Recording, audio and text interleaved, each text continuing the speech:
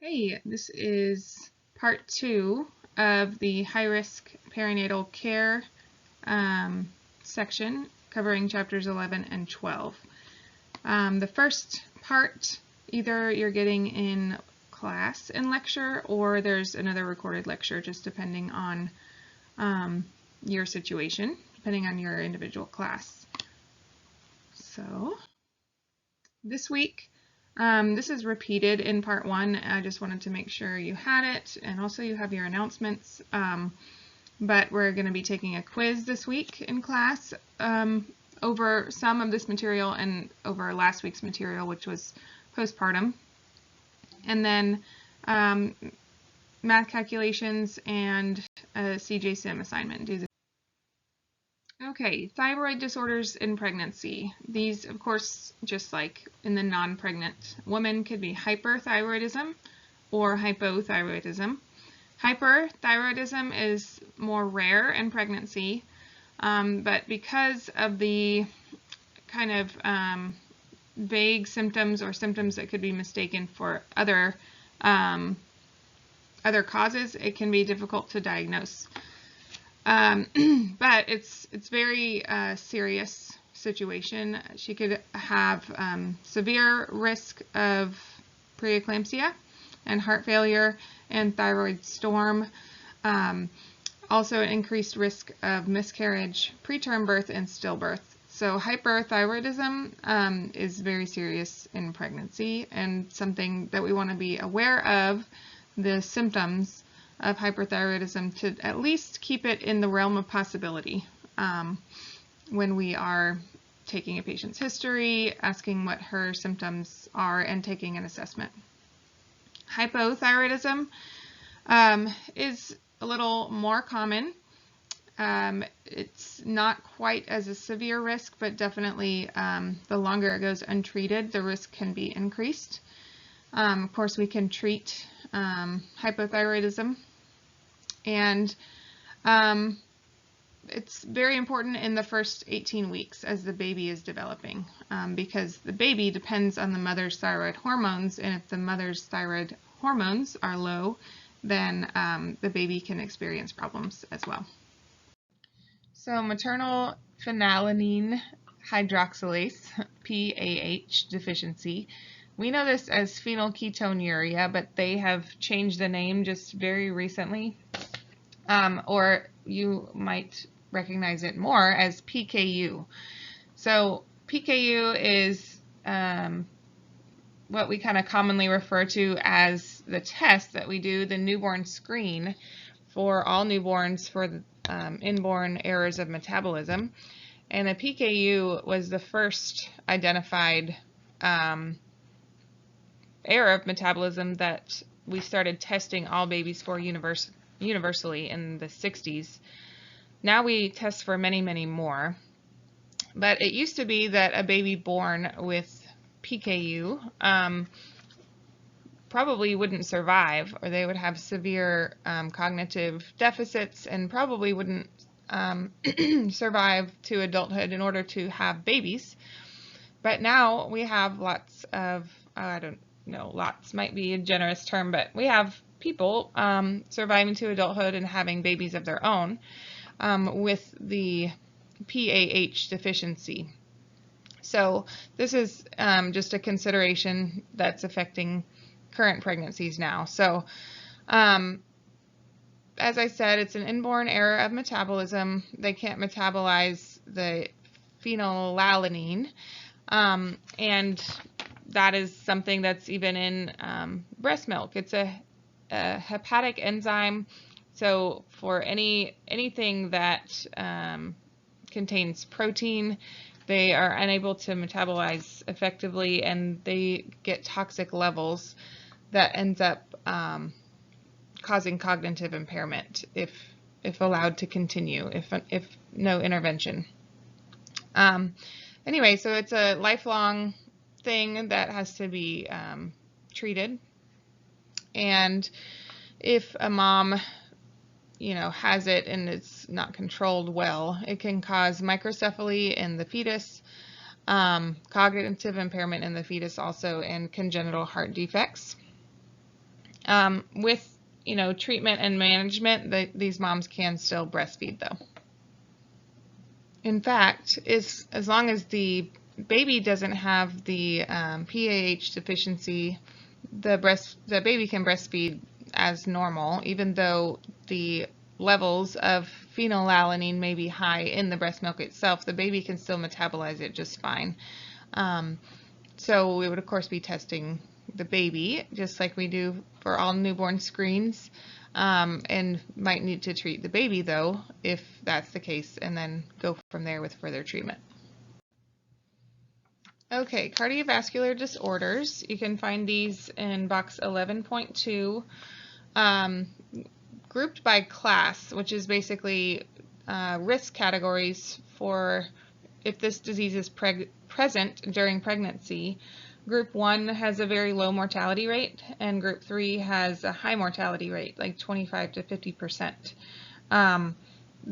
So these high mortality rate, just example of a couple of these would be pulmonary hypertension, coarctation of the aorta, endocarditis, and Marfan syndrome if the aorta is involved. So we are just wanting to keep that in mind if we have some patients with cardiac diseases. On the other end of that scale, with the mortality rate of less than 1%, is atrial septal defect and ventricular, also PDA, tricuspid disease, and a corrected tetralogy of Fallot. Tetralogy of Fallot has some, it presents with some cardiac defects that make pregnancy dangerous. Because of the right to left shunting, it can make the mom cyanotic. And of course that's not good for circulation through the placenta to the baby either, right? So tetralogy of Fallot defects can be surgically repaired, and it's recommended to do that before pregnancy for that reason. If it's not repaired, in addition to just being potential for cyanosis, there's also decreased peripheral venous return, and so they're at a really high risk for blood clots, VTEs, and we want to be really careful and aware of that. With any moms with cardiac considerations, we are, of course, we want to be looking for signs and symptoms of decompensation. Cardiac decompensation is kind of outlined in the box 11.3. Things like shortness of breath, frequent coughing, heart palpitations, and generalized edema are things that the woman might notice, and then the nurse would observe a weak, rapid pulse, crackles at the base of the lungs that don't clear after coughing. These might also be progressing to congestive heart failure. We're also in congestive heart failure looking for that jugular vein distension, and assessing, as I mentioned, even with all of these though, VTE, so venous thrombus embolism, and a potential for blood clots in the legs that break free and travel. We want to avoid straining, we want to avoid constipation, no closed glottis pushing, okay, so all open glottis pushing. We do not want to cause that cardiac output decrease that occurs with closed glottis pushing. We'll do daily weights, and daily weights, of course, if you haven't learned this yet, are primarily for fluid measurement. So when we have somebody on daily weights, we're measuring them because water has a specific weight to it, and we know that if they gain a pound or 2 pounds in one day, it's probably not you know, that they're just putting on weight because they ate a lot the day before. It's water weight that they're retaining, and that's of course dangerous. It's a way we can also monitor for congestive heart failure. We want to limit activity, strenuous activity for these moms too, again, just for the stress that it could put on the heart. We would be teaching these patients, making sure they know all the signs of cardiac decompensation, and also that they realize that any possible infection needs to be treated promptly. So these patients should be seeing the doctor at any sign of any type of infection, because of the extra stress it can put on the heart and the spread of microorganisms like, you know, strep throat traveling to the heart and causing damage there. We want to make sure she's not developing UTI, upper respiratory infections, anything like that. These moms would often be recommended to go on stool softeners to avoid constipation. Again, avoiding that closed glottis pushing, causing the Valsalva maneuver, which when she holds her breath decreases cardiac output, and then when she releases, causing blood to rush to the heart and overload the heart as well. They might restrict her sodium, and she might be on medications such as anticoagulants to prevent any problems because of venous thrombosis. Okay, on to anemia. Anemia is very common in pregnancy. It can happen to up to 50% of pregnant patients. And it's basically a reduced capacity to carry oxygen in the blood as expected. The body compensates by increasing cardiac output. So this is increasing the workload of the heart, and it can stress the ventricula. So if you have a mom that is already anemic and then she develops preeclampsia, for instance, and any other complication, then she's all of a sudden at risk for congestive heart failure. So something that, you know, many people live with uncomplicated, often with anemia, can develop into something more serious pretty quickly. There are several types. That iron deficiency anemia is the most common and of course easily treated by supplementing with iron. And of course we would be giving teaching related to iron supplementation, like it might upset her stomach, high dose, well, not high doses, but supplementing also with vitamin C or eating vitamin C rich foods can help with iron absorption. Should be taken when the stomach is empty because that's when it's best absorbed as well. Folic acid deficiency is another type of anemia. And it's important, you know, we talked about the importance of making sure your folic acid intake is high during conception, before conception, but it's also important during the rest of the pregnancy as well. And the body's need for folate actually increases during pregnancy as well. So we need to make sure that we're continuing to take folic acid. The folic acid deficiency is the cause for this type of anemia, but the name for it is actually megaloblastic anemia. And also vitamin B12 deficiency can cause this, and that's becoming more common with more and more women getting bariatric surgery. They're much higher risk of a B12 deficiency. So this often presents in the third trimester.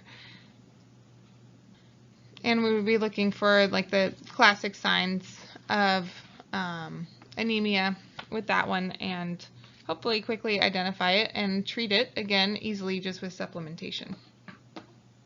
And then the next slide we'll talk a little bit more about the other types as well.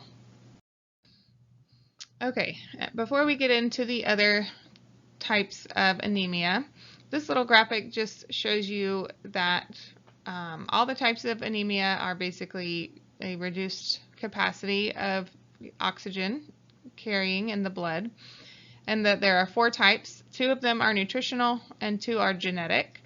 So we just talked about the 2 nutritional types, and then the other 2 are genetic disorders present at birth. And we'll talk about those next. Okay, so for sickle cell disease, this is an autosomal recessive disorder, which means that a lot of people are just walking around carrying the trait and may not realize it. So you can have the sickle cell trait and not the disease. But then if you have a baby with somebody else that has that trait, then that gene could be expressed in the baby. So it's an autosomal recessive disorder, and what it is it causes the hemoglobin cells to be, the red blood cells to be abnormally shaped in a sickle shape, a crescent. And it's basically a hemolytic anemia. It affects people primarily of African or Mediterranean descent. And the crescent shape means that it doesn't carry oxygen as well. There's not as much surface area, right? Doesn't carry it as easily, and it also doesn't flow smoothly through the blood cells and can clog the blood vessels. And they also have a short lifespan. The red blood cells, normally our red blood cells have a 120-day lifespan, but a sickled cell only has a 5 to 10-day lifespan. So much, much shorter. And then they can also have crises where suddenly there's massive destruction of the erythrocytes. Vessels are occluded because these sickle-shaped cells get clogged up in the vessels, the blood vessels, and that is extremely painful, these crises. A crisis can be triggered if someone is dehydrated or hypoxic or acidotic. So, pregnancy can sometimes precipitate this, and certainly labor. So if she's hospitalized for labor or just otherwise, we're going to make sure we're giving her lots of fluids and oxygen as needed to prevent that hypoxia. It is a risky condition to have in pregnancy. It can cause preterm birth, IUGR, that growth restriction, just from the decreased oxygen provided to the baby through the placenta, and even fetal demise in severe cases. There is not a slide in this presentation on thalassemia, the beta thalassemia, which is the kind of more common variety. This one has some similar, concepts to it. This one's more common in people of Mediterranean, Middle Eastern, and Asian descent. It's relatively common, and basically the body just produces an insufficient amount of hemoglobin to fill up each red blood cell. So it can have different rates of severity. So, one person could have thalassemia and it's fine and normal and, no complications, and another person may have more serious symptoms of it. Might be splenomegaly, and then like a significant anemia where, she's having some of the classic signs of anemia as well. So it's managed similarly to sickle cell, just making sure she's getting plenty of oxygen and fluids. But there's another type of thalassemia that's called Cooley anemia or thalassemia major. That's much more severe. different bone deformities and cardiovascular complications that usually causes them to die younger and don't make it to pregnancy, although some have, but that one of course is much more severe and to be monitored more carefully. Okay, next on to asthma. Most of us are familiar somewhat with asthma. It's an inflammatory disorder involving the trachea and bronchioles and the airway openings, right? So if it's stimulated and aggravated, then it's going to close up and cause possibly hypoxia, shortness of breath, even death in severe cases, right? And the reason that most of us are familiar with this is because it's pretty common, and therefore it's pretty common in pregnancy as well. It can be, there are different, ranges from mild to severe, just like many other illnesses. And it's, of course, more risky for these patients that have severe asthma.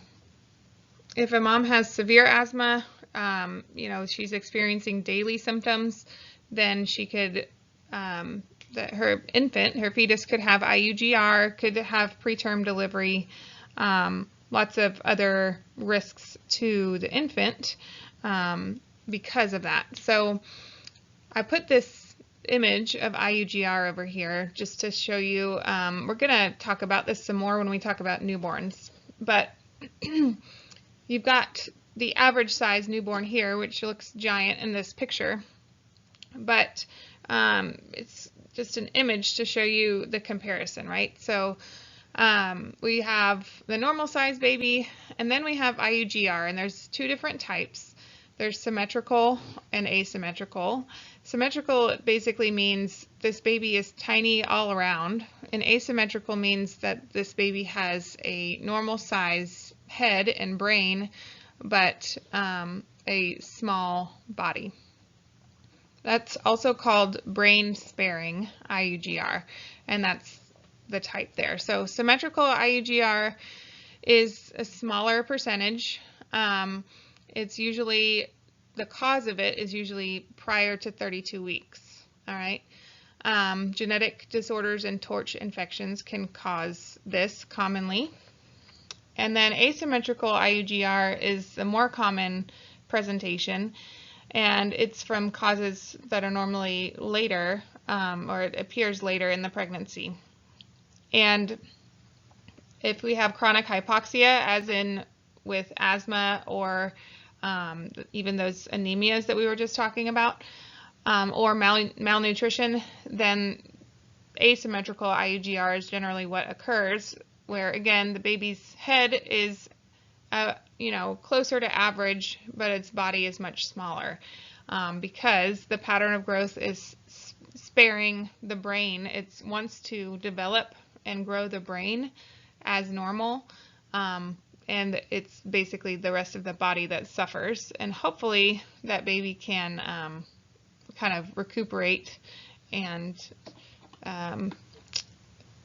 make up for that after it's born, after it's not relying on the placenta and on its mother's circulation, then hopefully can grow into proportion with its head after that, right? One of the main things to know, though, about asthma is that we want to try to manage asthma symptoms at all times. We definitely want her to bring her inhaler with her and keep it with her at all times. If she has asthma and doesn't have one with her, then we want to get one prescribed for her and to keep it at the bedside because we don't want to have episodes, and of course labor can exacerbate and cause attacks even if she hasn't had one in a long time. Also, according to your book, people who have asthma are at an increased risk for postpartum hemorrhage.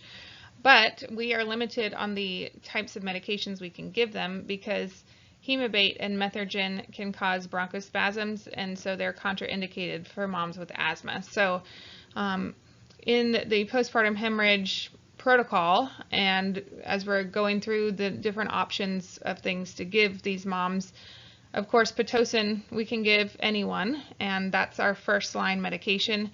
But when we're going into our next lines of medication, our other options, Hemabate and Methergin are off the table for moms with asthma. And so that's one of the main things that we want to notate on her chart, make sure we're passing it on in report and things so that we don't give her a medication accidentally because we weren't well informed about her history. All right, and then cystic fibrosis is another pulmonary disorder that we want to talk about. This is another autosomal recessive genetic disorder, and the exocrine glands produce secretions that are very thick. It basically causes chronic obstructive pulmonary disease and other, sequelae that make it every type of secretion thicker and harder for this patient to breathe. These patients, we're monitoring their nutrition closely because they're often malnourished because of just their appetite are fine, but their body does not process and absorb nutrients the same way. Their bodies are working overtime just to breathe and function.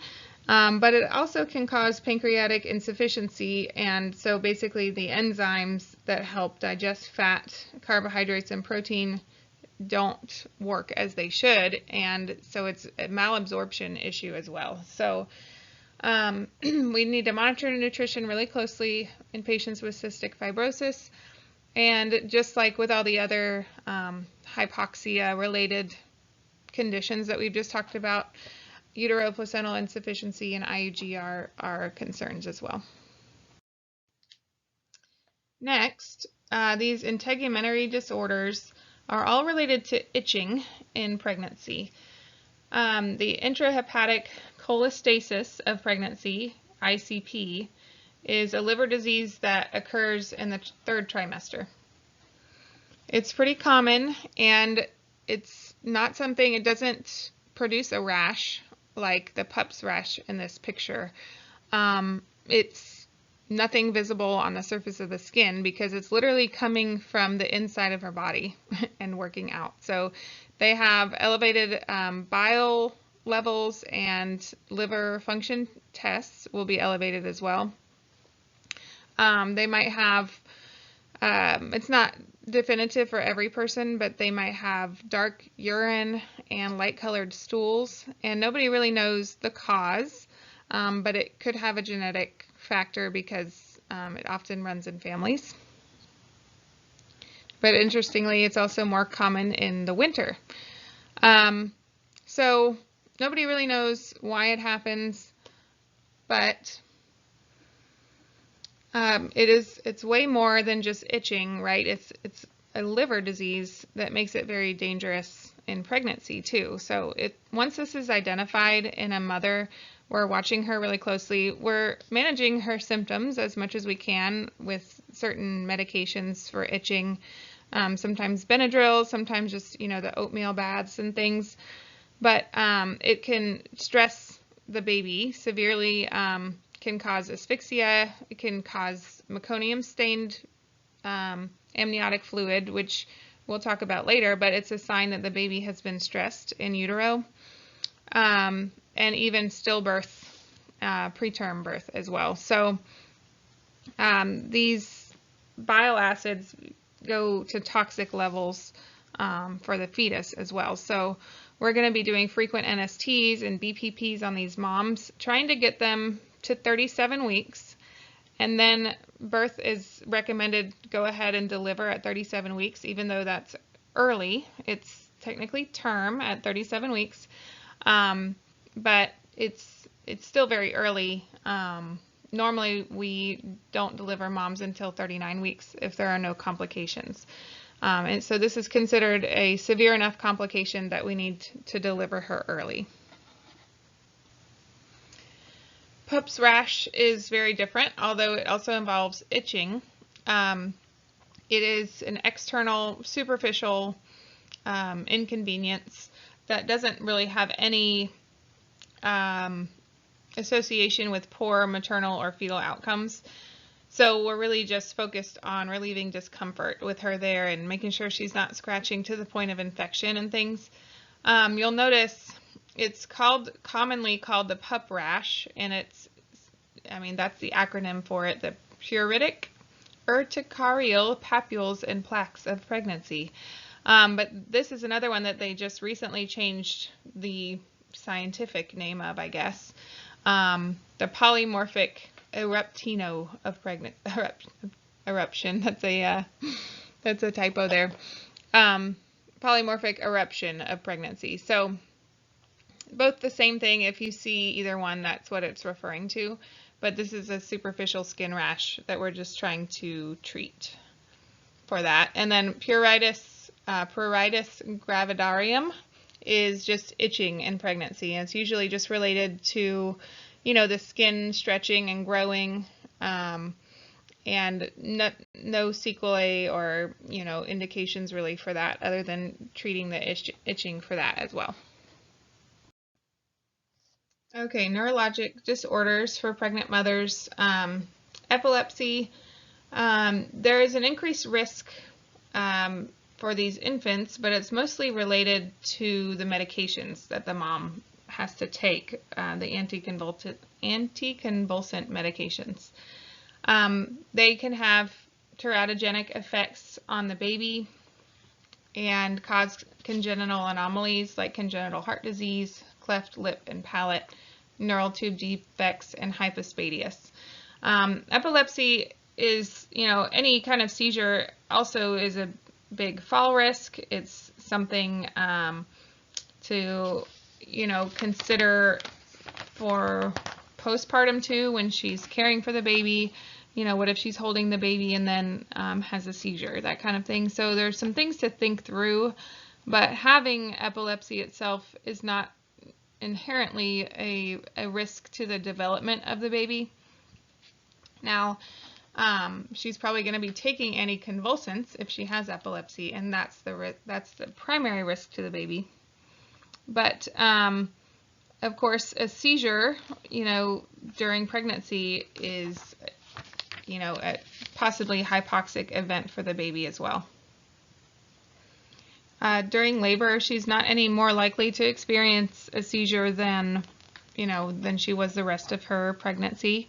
So that's not specifically a concern, but if she is hospitalized and has a seizure, then we'll give her some short-acting benzos like lorazepam, Ativan, and hopefully still deliver vaginally. All right, and then multiple sclerosis is a progressive, usually, disease. It actually is hypothesized that it might be caused by a virus, but essentially the spinal cord can lose some of its myelin sheath, causing various symptoms. And it's characterized by, these patients will have periods of exacerbation and periods of remission. It's actually more common, these patients usually experience remission during pregnancy for unknown reasons. And there's no real specific risks to the mom or the baby if a mother has MS during pregnancy. If she does have a flare-up and exacerbation, then she might take corticosteroids and immunosuppressive agents, but again, mostly any risks would be related to the medications, not to necessarily the fact that she has MS. And then Bell's palsy is an acute idiopathic facial paralysis, and that's what this picture is showing here. No one really knows the cause of this one either, but it could also be related to a virus. And it's fairly common. Pregnant women are affected 4 times more often than non-pregnant women. So it's actually something that occurs more often in pregnancy than not. for some reason, are also at increased risk for gestational hypertension or preeclampsia. So it's not very well understood, but basically it suddenly comes on over a period of about 24 to 48 hours, and this whole side just becomes paralyzed, basically. You can't close your eyelid, you can't smile. It looks, similar to like a stroke symptom.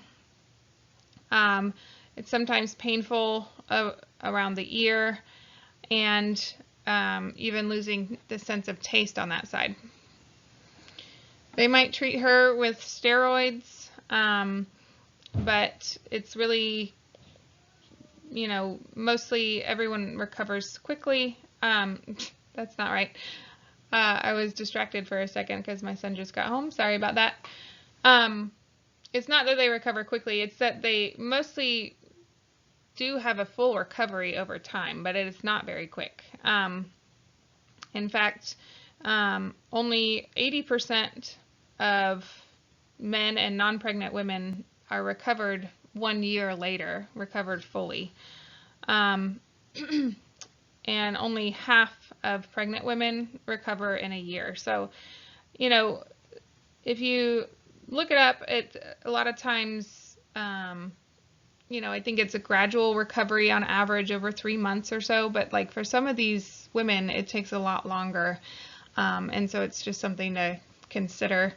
No real sequelae, or indications for the mom and baby, nothing serious, but it feels serious to that mother, so it's good to know about.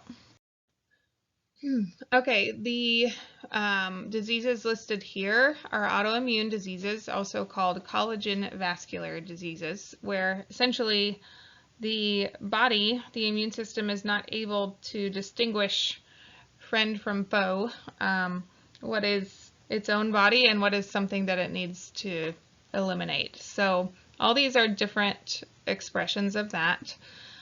Systemic sclerosis, antiphospholipid syndrome, rheumatoid arthritis, myasthenia gravis, and systemic lupus erythematosus. So we're going to dig into a little more about, starting, I guess, at the bottom, lupus. It's a multi-system inflammatory disease. Whereas some of these other ones might be kind of targeted to a specific cell type or body part, systemic lupus affects many, many parts of the body, all over the skin, the joints, kidneys, lungs, nervous system, and liver. And nobody really knows the cause, as with most autoimmune diseases. As with other autoimmune diseases, this also goes through periods of flare-ups, exacerbations, and remissions.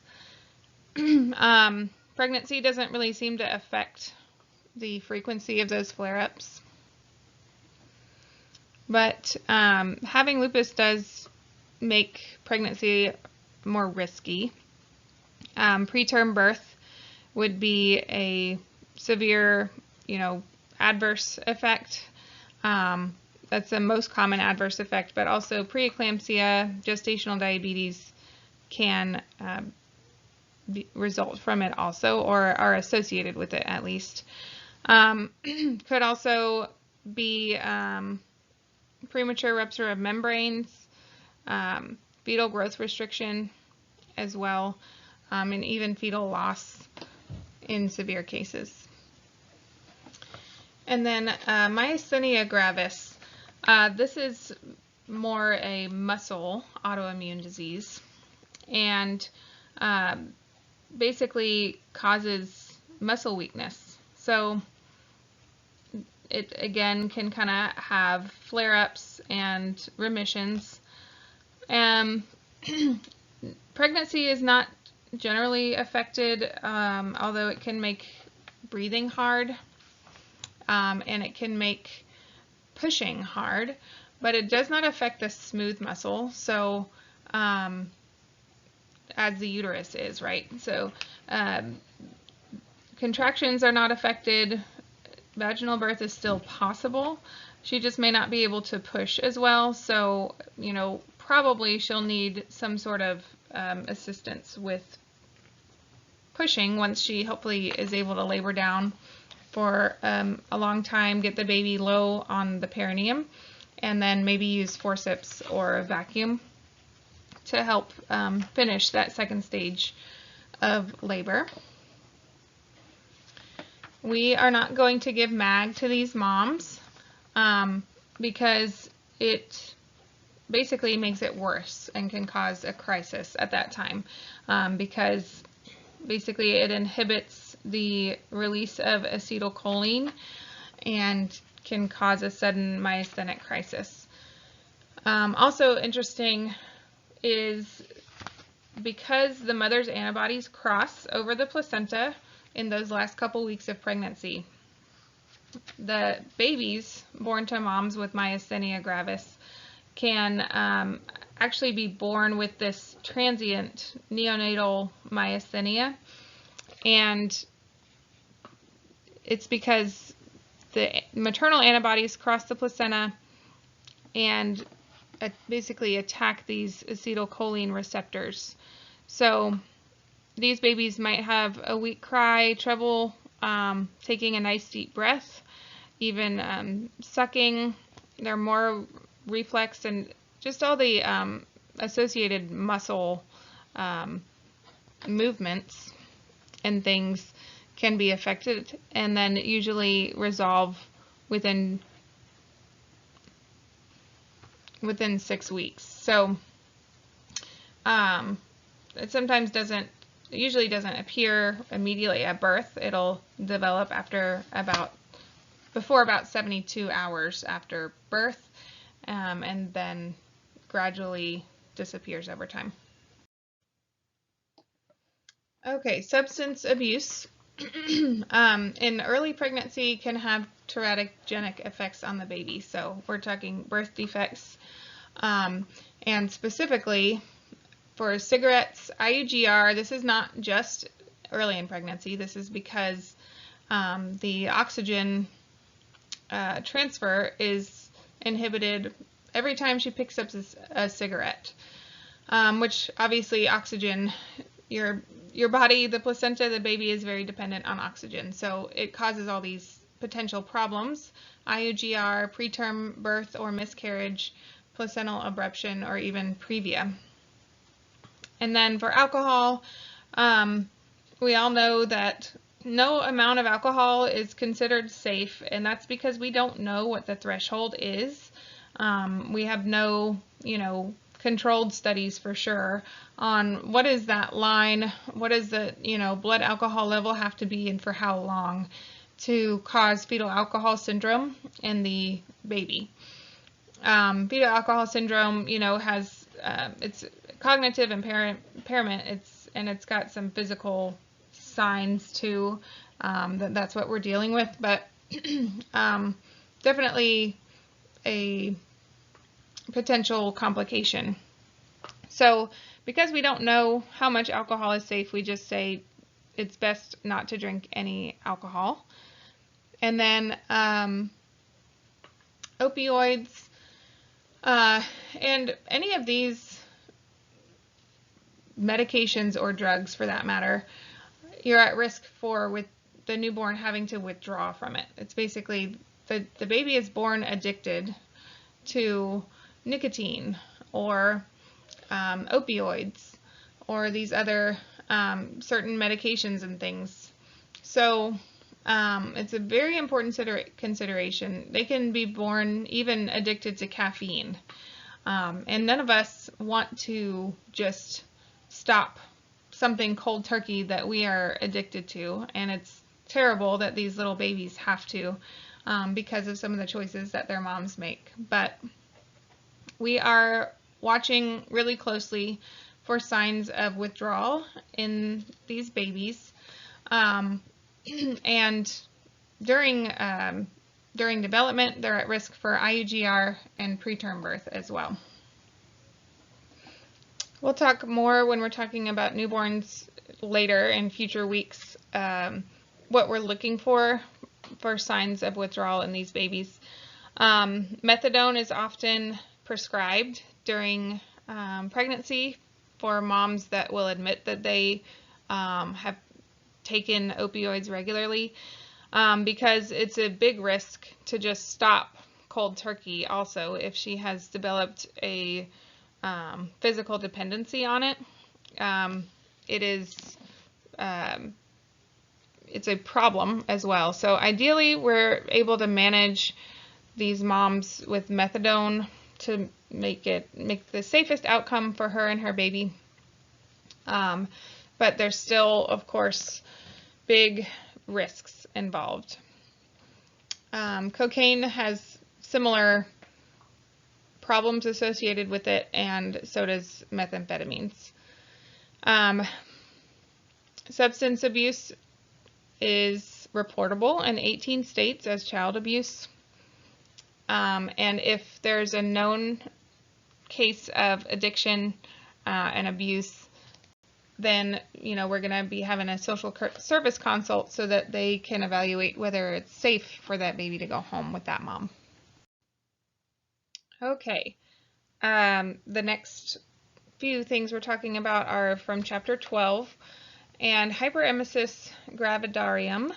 We've all heard of nausea and vomiting as being a classic symptom of pregnancy. Hyperemesis, though, is an extreme version of that, and nobody really knows the cause. There are several theories and kind of some associations, but nobody really knows why one might have it over the other. Interestingly, though, pregnancies characterized by this severe nausea and vomiting, it's generally a good sign overall that the pregnancy is developing well. They generally have more favorable outcomes according to your book. So when this becomes an issue and would require hospitalization and treatment is if the mom has excessive weight loss, if she is beginning to have electrolyte imbalances, ketonemia, or nutritional deficiencies. Because these moms, I can speak from personal experience, just do not want to eat. They don't feel like eating. It's like when you are sick and you're throwing up, the last thing you're thinking about is eating more food. And then this condition, lasts for months, and she's putting herself and the baby at risk for malnutrition. If she doesn't, basically she just ends up needing to take the discipline to continue to try to eat and drink to nourish her baby. And if her body just won't allow that, then she might have to be hospitalized and treated. If it's really bad and she's physically throwing up that much, not just nauseous, she could even have an esophageal rupture and have some severe, outcomes from that. We're going to treat with antiemetics, IV fluids. We're going to measure her eyes and nose, and we're going to make sure she's educated on her diet. And we want to make sure that here are basically just some guidelines for her diet. Avoiding an empty stomach can help, so want her to kind of graze throughout the day with small, frequent meals. Encouraging a dry, bland, low-fat diet and high protein could be better tolerated. And then also cold foods are usually better tolerated than warm. And alternating fluids and solids, but not necessarily together. We want them to separate liquids and solids and alternate that every few hours, and that can help some with the nausea and vomiting. We would advise her to just eat what she can. She doesn't have to worry too much about what is, super healthy or balanced. She had, fruits and veggies last meal, but this meal it's only protein and fat or something. So, just to try to get that nutrition down, some type of nutrition, and hopefully supplementing also with a prenatal multivitamin to help fill in any gaps. Okay, moving on to infections acquired during or affecting the pregnancy. There are, of course, many types of all types of infection, but they can all be serious. They can all, as we've already discussed, infections can put an extra strain on the circulatory system if there's any risk to that already. But they can also, any infection in the body could also cause preterm labor and cause preterm contractions.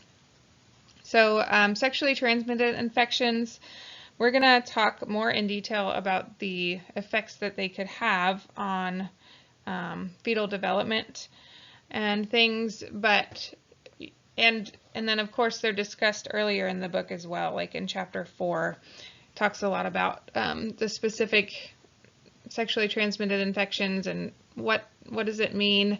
But even just for a woman in general, it can have lifelong consequences, like infertility and even sterility. So avoiding those infections and prompt treatment can be really important for both an adult woman and for a developing child. Group B strep is considered part of the normal flora of the body, and it is on a large percentage of women. No symptoms. It's not truly an infection with any obvious evidence, so we have to screen everyone for it as she gets close to delivery. So one of the labs you'll hear in, we give it on every report of every mom and every baby. Was mom group B positive or negative? And that's because all moms get screened for it. If she didn't get screened for it for some reason, maybe she delivered before 36 weeks, maybe she was a drop-in, so we didn't have any prenatals on her or anything, we would start antibiotics in labor if we have time.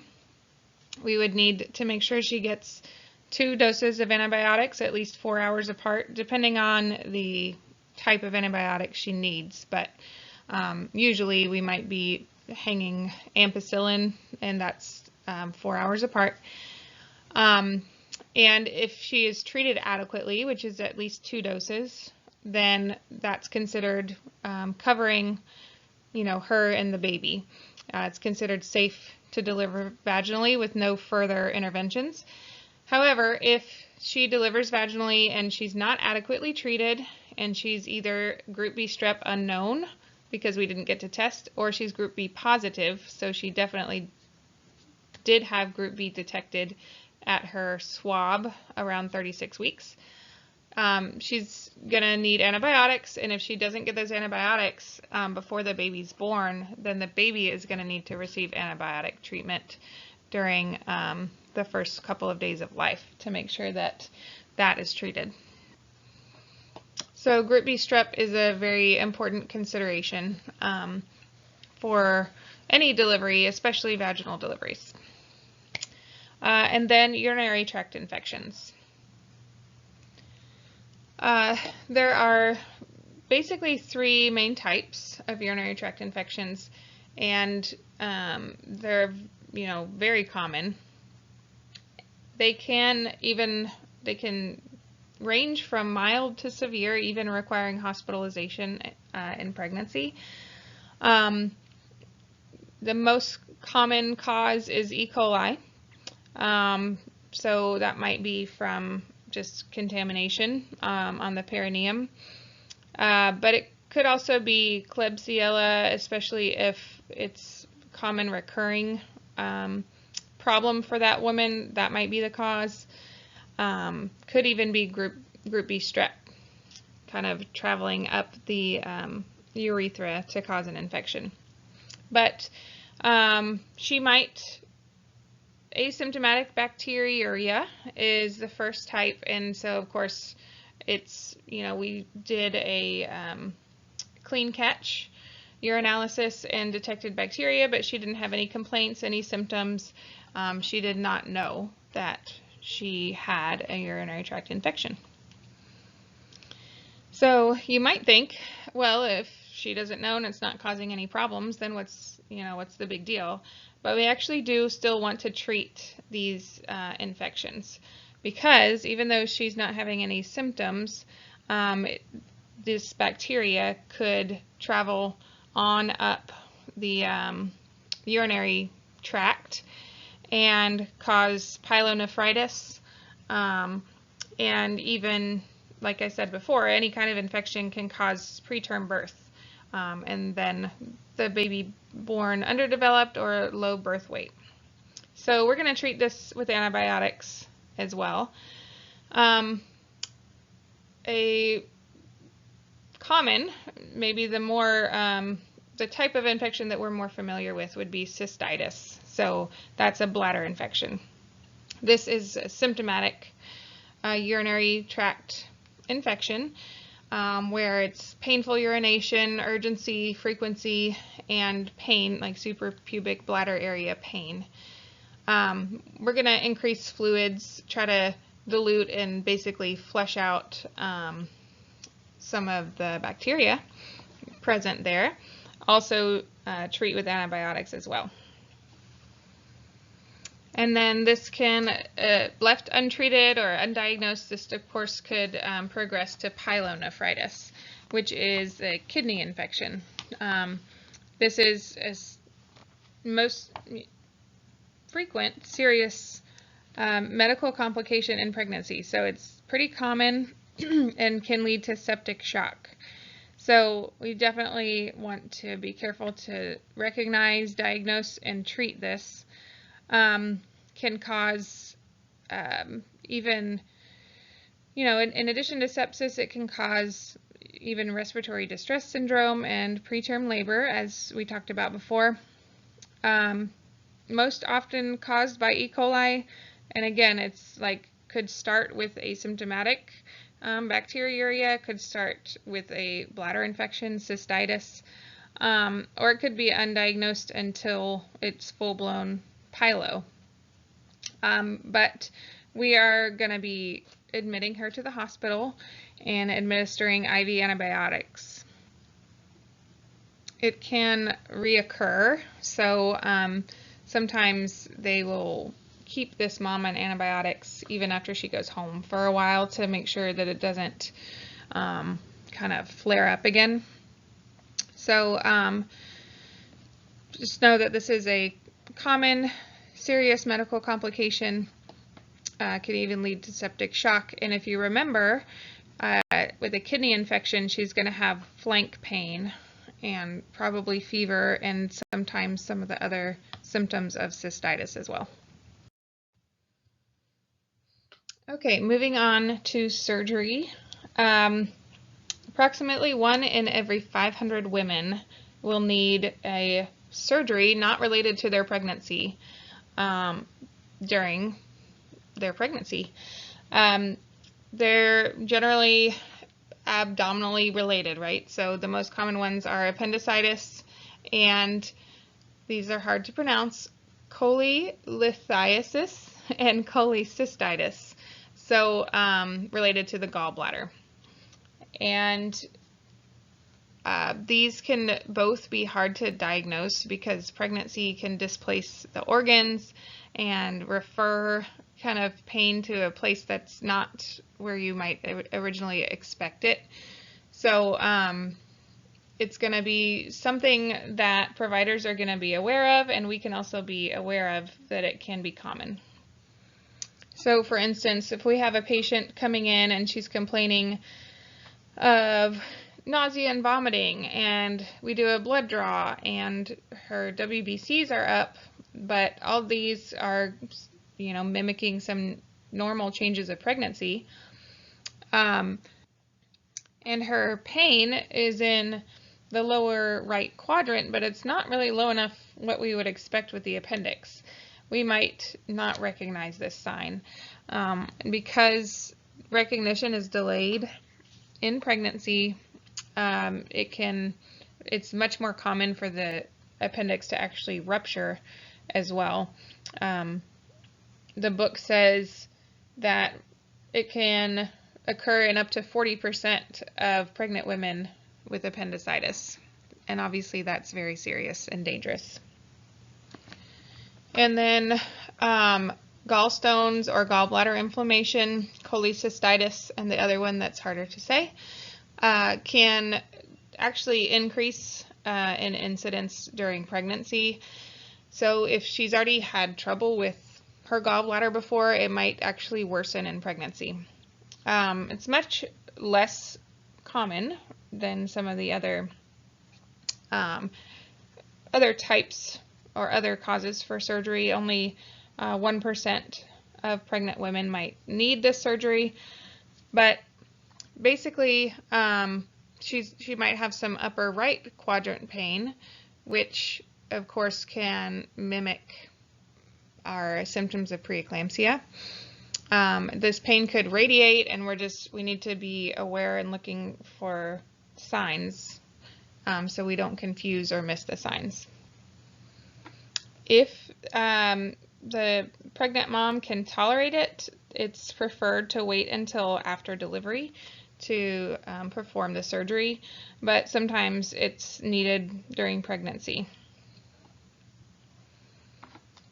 To avoid surgery, they might first counsel her on the things she can do to try to limit the symptoms, which oftentimes occurs after eating a diet or a meal high in fat. So they would recommend reducing her fat intake and even limiting protein to 10% or so of the total calories. So that leaves pretty much carbohydrates for the rest of her food choices, and avoiding fats and oils and super high protein meals, just to try to decrease some of that inflammation there. And that's really it, the most important things to say about those.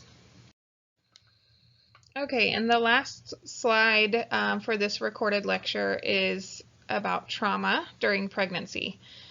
Trauma is common, but it's underreported. Moms might sometimes kind of brush off, maybe a fall or even like a fender bender, a hard impact to their abdomen because, they don't want to be inconvenienced to go to the hospital if they feel fine.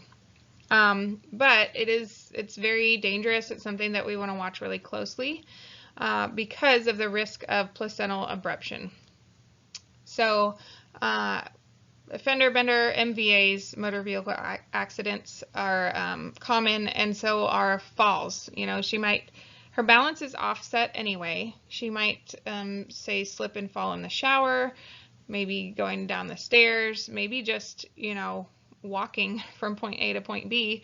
I actually fell when I went to swoop and pick up one of my kids, and she was like 2 running across a volleyball court, and so I had to go grab her, and I thought I was being suave or something, so I just kind of ran over there and sort of swooped to pick her up. Well, it threw me completely off balance, and I wasn't expecting it, and I fell. And I didn't go to the hospital, and I should have. Thankfully, everything turned out okay. But really, if she has a fall, she should come in to be monitored, because there could be things that have happened that she can't feel yet and can't see, and it's just better safe than sorry. So there's different mechanisms of trauma. There's blunt trauma, penetrating trauma, and thoracic trauma. Blunt trauma is, of course, anything that hits the belly, the abdomen, really hard. So this would be common in motor vehicle accidents or intimate partner violence or falls. All of those things could cause blunt trauma. And as I said, placental abruption is a very critical possible result of blunt force trauma to the abdomen. Other things with very high impact would be like a pelvic fracture. And then as far as, the fetus is usually pretty well protected inside, but if there's a very quick abrupt stop, then there could be skull and brain injuries in utero, just like you might expect from like a high-speed motor vehicle accident. Penetrating trauma would be like bullet and stab wounds, which I hope are not very common. And then thoracic trauma is also kind of encompassed in it's like a severe form of blunt trauma to the thorax, and that often happens like in motor vehicle accidents as well. So it's more severe and more injury to the other parts of the thorax that would affect the mothers, and it's attributed to 25% of all the deaths from trauma. Of course, any type of trauma can cause miscarriage, preterm delivery, preterm rupture of membranes. This is preterm premature rupture of membranes, which is different than just premature rupture of membranes. I'll go ahead and take a second to clarify that. Premature rupture of membranes means the water has broken before the body is ready to go into labor, and we might have to get labor going. But preterm premature rupture of membranes is well before that, usually even, where it's a very untimely rupture of membranes because the baby's still preterm and the body's not ready to go into labor. Could cause uterine rupture. This isn't as common from just blunt force trauma, but it's possible. That's where the actual uterus muscle kind of bursts or tears. Could lead to cesarean birth for sure, and placental abruption, like we said, or stillbirth. So in your book, there is a table 12.8, that is maternal adaptations related to trauma, and it's got lots of information on there, but just know that cardiac output increases, arterial pressure is decreased, and systemic vascular resistance is decreased. So she's got just a lot of kind of physical effects happening in the occurrence of trauma. She's of course gonna have an increased oxygen consumption. She's probably gonna be breathing faster. Her PaCO2 is going down. She might get alkalosis, respiratory alkalosis, and so she's got a lot of things going on that we want to manage. So what we do for these moms, if they've experienced trauma, we want them to come in, we want to put them on the monitor, on the fetal monitor. We want to monitor this baby for at least 4 hours continuously. Often if it's, suspect or we're not sure, it's more than just, like well, I think it's fine, but I wanted to double check, then a lot of times we'll keep them overnight for 24 hours. We're looking very closely at the baby's heart rate for signs of possible abruption. Any signs that, any non-reassuring fetal heart rate patterns, we are looking for that. And then a note about maternal resuscitation, cardiopulmonary resuscitation. If we need to do CPR on a mom, we're gonna put her on her back so that we can do chest compressions, but we need an entire person standing there to pull her abdomen to her left side. So we want to displace that uterus to left lateral as an alternative to that left tilt or left lateral position to keep her uterus, keep her baby off of her major veins there and that could cut off blood supply. Otherwise, it is basically the same as other forms of CPR. And we are going to make sure that we are prioritizing maternal resuscitation because essentially that's how we resuscitate the circulation to the baby as well. If it goes too long, just a few minutes where circulation is not restored, then they'll consider an emergency C-section right there at the bedside to save the life of the baby. And then there is an image on page 316 that shows what to do if a mom is choking. We're going to do chest thrusts. They're not exactly the same as the Heimlich because that would be lower. We're not going to press on her abdomen or belly, of course, to try to relieve choking. So it's literally like putting your fist on her sternum instead, like right across the chest in between the breasts in order to do those chest thrusts and expel whatever it is that's choking her. And then another note about maternal trauma, just a reminder, anytime there is a possible, there has been a possible hemorrhage, so either any chance that fetal circulation could possibly go into contact with the mom's circulation. If mom is Rh negative, we are going to give RhoGAM just as a precaution, even without knowing the baby's blood type yet. If mom is Rh negative, we're going to give RhoGAM anytime there is even a small possibility that she comes in contact with the baby's circulating blood, as is always the case in trauma. So that is it for this part of the lecture. Thanks for listening. Okay, so that's it for part 2.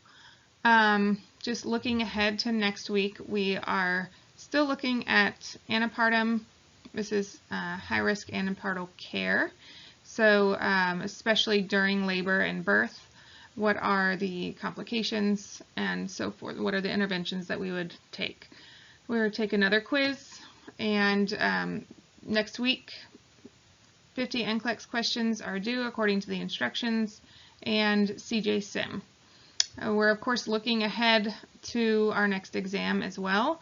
Exam 2 will be given in week 7. So the rest of the slides on here are questions, practice questions with rationales that you can look at. Those are repeated on the part 1 PowerPoint as well. So I'd recommend looking at those and trying as many questions as you can and getting kind of familiar with what the types of questions might look like and what types of questions might trip you up or be difficult for you.